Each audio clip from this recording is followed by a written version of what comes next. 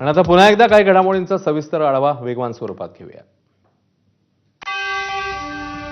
मुसळधार पावसामुळे सोलापुरातल्या बार्शी तालुक्याच्या उत्तर भागातून वाहत असलेल्या चांदणी नदीला महापूर आलाय। नदीने रौद्र रूप धारण केलंय। यामुळे 5 ते 6 गावातील सुमारे 10,000 हेक्टरवरची पिकं पाण्याखाली गेल्यानं नुकसान झालं।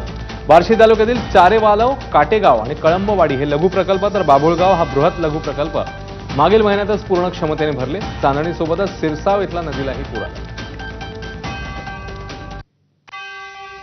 राज्याच्या विविध भागात सध्या मुसळधार पाऊस कोसळतोय। नदी नाले दुथडी भरून वाहत आहेत, त्यामुळे अनेक भागामध्ये पूरस्थिती पाहायला मिळते। सोलापूर जिल्ह्यातल्या माढा तालुक्यात देखील मोठा पाऊस झालाय। त्याचसोबत धाराशिव जिल्ह्यातल्या सीना कोळेगाव या धरणातून मोठ्या प्रमाणात विसर्ग सोडण्यात आलेला आहे। यामुळे सीना नदीला पूर आलाय। यामुळे माढा आणि बार्शी या 2 तालुक्यातील 20 ते 25 गावांचा संपर्क तुटलाय।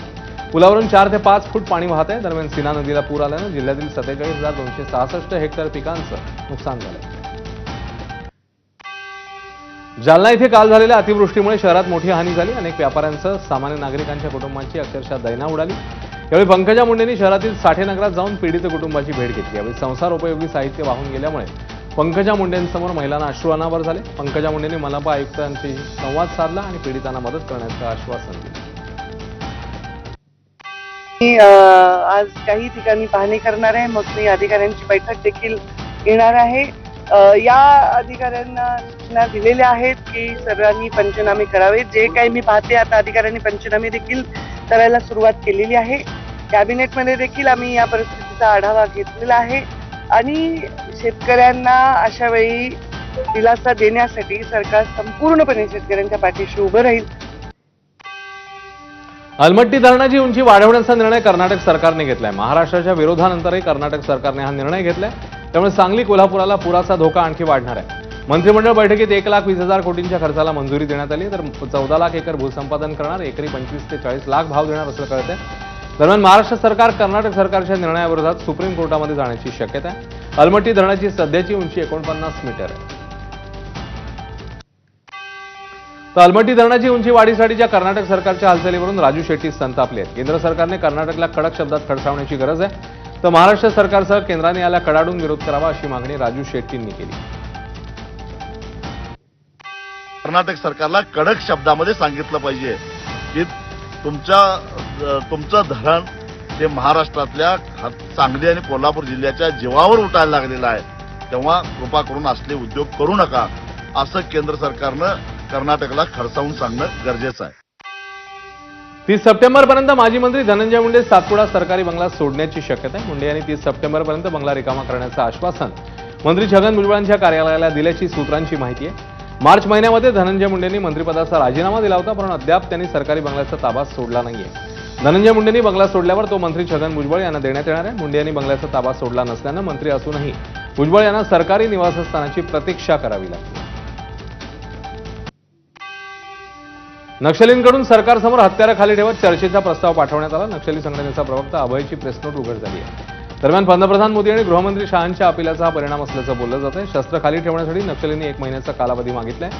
व्हिडिओ कॉलद्वारे सरकारशी चर्चेला तयार आहोत असं त्यांनी म्हटलं। 1 महिना शस्त्रसंधी पाळण्याची विनंती नक्षलींनी केली। सरकारने त्यांचा निर्णय टीव्ही रेडिओवरनं जाहीर करावा असं नक्षलींनी म्हटलं, तर कम्युनिकेशनसाठी नक्षलींनी आपला मेल आयडी देखील जारी केला।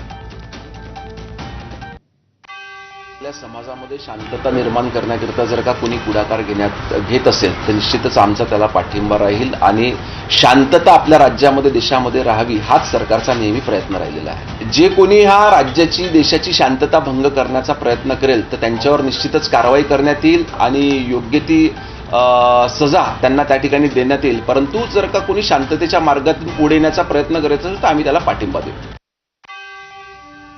मुंबईच्या नौदल तळाच्या गेटवरून इन्सास रायफल चोरी प्रकरणी मोठी माहिती समोर आली। बंदूक चोरणाऱ्या आरोपींचं नक्षल कनेक्शन समोर आलंय।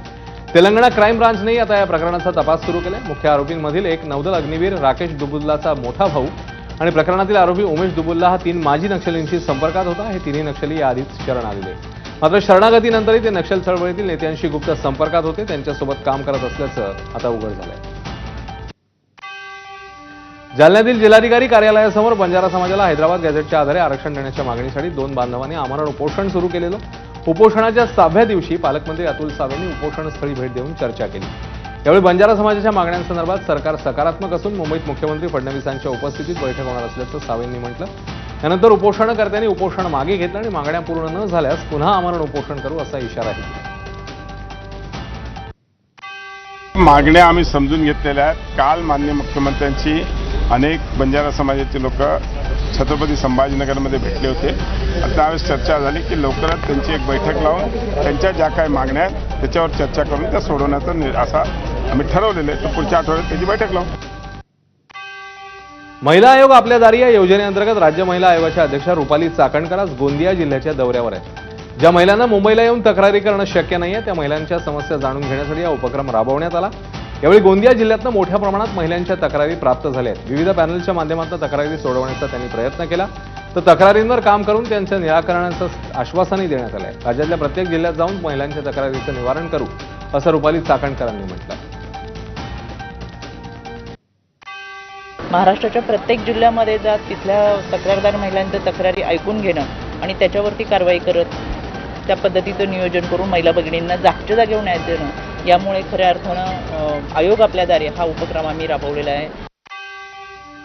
असंसर्गजन्य आजारांच्या विळख्यात राज्यातील 33 लाख बालकं असल्याची माहिती आहे. मधुमेह, अस्थमा, सिकल सेल, जन्मजात हृदयरोग यासारख्या असंसर्गजन्य आजाराच्या विळख्यात बालकं आहेत अशी माहिती युनिसेफ आणि शासनाच्या प्रसिद्ध केलेल्या अहवालातून समोर आली आहे. त्यामुळे या आजारांना रोखण्यासाठी आरोग्य विभागाने ठोस उपाययोजना कराव्यात यासाठी पावलं उचलल्याचं आरोग्य विभागाचे सचिव डॉक्टर निपुण विनायक यांनी म्हटलं आहे. असंसर्गजन्य आजारांच्या संदर्भात जागृतीही आवश्यक आहे. यासाठी प्रसारमाध्यमांनी मोलाची भूमिका निभावावी अशी अपेक्षा डॉक्टर विनायक यांनी प्रसारमाध्यमांच्या प्रतिनिधींसाठी कार्यशाळेमध्ये व्यक्त केली. वलसाडमधील उंबरगाव तालुक्यातील भिलाडमध्ये बोगस कॉल सेंटरचा पर्दाफाश करण्यात आलाय. सुरत रेंज आयजीच्या सायबर क्राईम टीमची ही कारवाई आहे. कारवाईत 2 महिलांसह 12 जणांना अटक झाली आहे. भिलाडजवळील मुंबई अहमदाबाद महामार्गावरील क्रिस्टलिन हॉटेलमध्ये कॉल सेंटर सुरू होतं. घटनास्थळावरून संगणकांसह इतर कागदपत्र जप्त करण्यात आली आहेत. वर्गामध्ये मस्ती केल्यानं एका शिक्षिकेने विद्यार्थिनीच्या डोक्यावर मारल्यानं तिला गंभीर दुखापत झाल्याचं समोर आलं. विद्यार्थिनीच्या कवटीला फ्रॅक्चर झालंय. ही धक्कादायक घटना आंध्र प्रदेशच्या चित्तूर जिल्ह्यातल्या पुथागनूर इथे घडली आहे. सात्विका नागश्री ही 11 वर्षीय विद्यार्थिनी खासगी शाळेत 6वीत शिकते. वर्गात गोंधळ करते म्हणून हिंदी विषयाच्या शिक्षिकेने 10 सप्टेंबरला दप्तर विद्यार्थिनीच्या डोक्यात मारलं. डोकेदुखीची तक्रार करत सात्विका 3 दिवस शाळेत गेली नाही. त्यानंतर तिच्या पालकांनी तिला एका खासगी रुग्णालयात नेलं. तपासणी दरम्यान मुलीची कवटी फ्रॅक्चर झाल्याचं आढळून आलं. मंत्री भरत गोगावलेंनी तीर्थक्षेत्र माहूर इथल्या रेणुका मातेचं दर्शन घेतलंय. यावेळी मंत्री गोगावलेंच्या हस्ते रेणुका मातेची महाआरती झाली आहे. यावेळी मंत्र्यांसोबत शिवसेना शिंदे पक्षाचे पदाधिकारी मोठ्या संख्येने हजर होते. मंत्री झाल्यावर गोगावले प्रथमच नांदेड दौऱ्यावर आलेले आणि थेट माहूर गडावर त्यांनी मातेचं दर्शन घेतलं.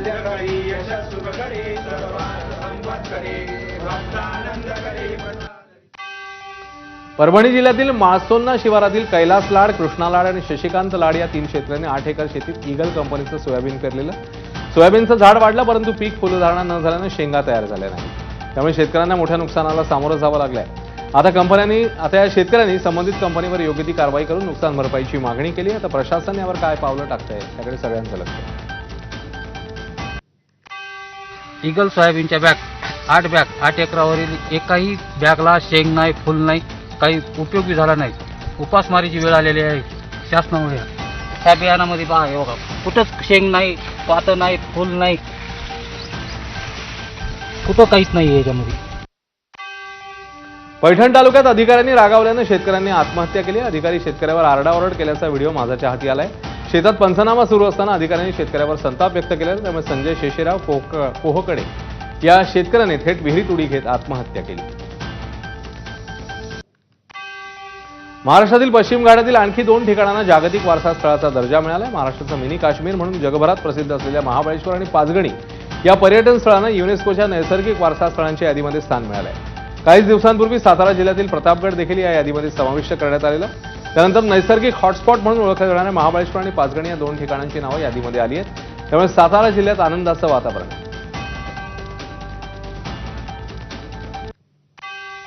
स्वच्छ शहर म्हणून दावा करणाऱ्या जळगाव मनपाची दाव्याची मनसेने पोलखोल केली. शहरातील औद्योगिक प्रशिक्षण संस्थेसमोरच मनपाने कचरा डेपो सुरू केल्यानं विद्यार्थ्यांना मोठ्या अडचणींचा सामना करावा लागतोय. शेकडो विद्यार्थी मनसेच्या आंदोलनात सहभागी झाल्याचं चित्र पाहायला मिळतंय.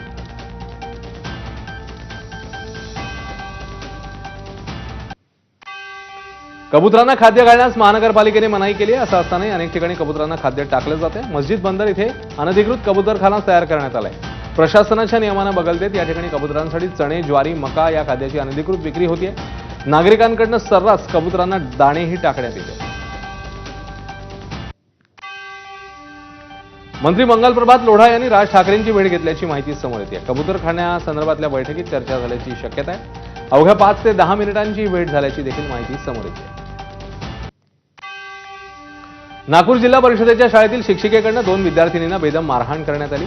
शाळा परिसरातील कचरा उचलण्यास नकार दिल्यानं शिक्षिकेने 2 विद्यार्थिनींना बेदम मारहाण केली आहे. कोंढाळी पोलीस स्टेशन हद्दीतील बाजारगाव येथील जिल्हा परिषद शाळेमधली ही धक्कादायक घटना आहे. या प्रकरणी जिल्हा परिषदेने तातडीने शिक्षिकेवर निलंबनाची कारवाई केली. या घटनेमुळे पालकांमध्ये किंवा रोषाचं वातावरण आहे. शिक्षिकेविरोधात विविध कलमांमुळे गुन्हा दाखल झालाय. मनीषा चौधरी असं मारहाण करणाऱ्या शिक्षिकेचं नाव आहे.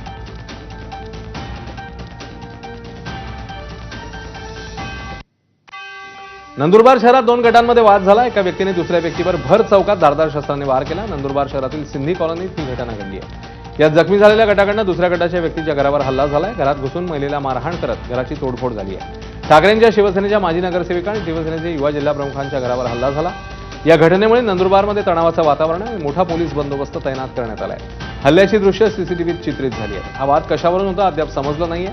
मात्र दोन्ही गटांवर नंदुरबार शहर पोलीस ठाणे आणि उपनगर पोलीस ठाण्यात वेगवेगळे गुन्हे दाखल झाले आहेत. काही आरोपींना अटक करण्यात आली असून काही जण फरार आहेत. आज पंतप्रधान मोदींच्या वाढदिवसाच्या निमित्ताने हजारो ड्रोन अवकाशात झेपावणार आहेत. पुण्यातील एसपी कॉलेजच्या मैदानात या ड्रोनची जय्यत तयारी सुरू आहे. एकीकडे संगीतकार आणि गायक अवधूत गुप्तेंचा लाईव्ह कॉन्सर्ट असेल तर दुसरीकडे आज संध्याकाळी ड्रोन शोचं आयोजन करण्यात आलंय. खासदार मुरलीधर मोहोळ यांच्या वतीने हे आयोजन करण्यात आलंय. 1000 ड्रोन्सने आकाश उजळणार आहे आणि अयोध्या वाराणसीनंतर महाराष्ट्रामध्ये पहिल्यांदाच असा ड्रोन शो होणार आहे. देवाने मोदींच्या रूपाने भारतात अवतार पुरुष पाठवलाय अशा शब्दात उद्योगपती मुकेश अंबानींनी मोदींना वाढदिवसाच्या शुभेच्छा दिल्या आहेत. भारताचं स्वातंत्र्य 100 वर्षांचं होईपर्यंत मोदींनी नेतृत्व करावं असं अंबानींनी म्हटलं. 145 कोटी भारतीयांसाठी आज सणाचा दिवस आहे आणि सर्व उद्योग जगताच्या वतीने आपण मोदींना शुभेच्छा देतोय असं मुकेश अंबानींनी आपल्या शुभेच्छा देताना म्हटलं. जीवित शरद शतम परम आदरणीय नरेंद्र भाई. God Almighty himself has sent Modi ji as an avatar purush to lead our motherland to become the greatest nation on earth. It is my good fortune that I have known him closely for more than 3 decades. I have never seen a leader who worked so tirelessly for a better future for India and Indians. He first transformed Gujarat into an economic powerhouse. Now he is transforming the whole of India into a global superpower. I join all my 145 crore fellow Indians in wishing our Prime Minister a happy birthday and praying for his continuous good health. टॅरिफच्या मुद्द्यावरनं Bharat आणि अमेरिकेतील संबंधांमध्ये सतत तणावाचं वातावरण आहे. मात्र असं असताना अमेरिकेचे राष्ट्राध्यक्ष डोनाल्ड ट्रम्प यांनी पंतप्रधान मोदींना फोन करून त्यांना 75व्या वाढदिवसाच्या शुभेच्छा दिल्या. तर पंतप्रधान मोदींनी एक्स पोस्ट करत डोनाल्ड ट्रम्प यांचे आभार मानले. फोनवरील संभाषणात दोन्ही नेत्यांनी अमेरिका आणि भारत संबंध आणि जागतिक मुद्द्यावर चर्चा केली आहे अशी माहिती मिळते. राज्यातील सर्व नगरपरिषद आणि नगरपंचायती अंतर्गत एक उद्यान विकसित करण्याचा निर्णय घेण्यात आला आहे. त्यासाठी प्रत्येकी 1 कोटी रुपयांचा निधी मंजूर करण्यात आला आहे. या उद्यानांना नमो उद्यान असं नाव देण्यात येणार आहे. पंतप्रधान मोदींच्या वाढदिवसानिमित्ताने उपमुख्यमंत्री एकनाथ शिंदेंनी ही घोषणा केली.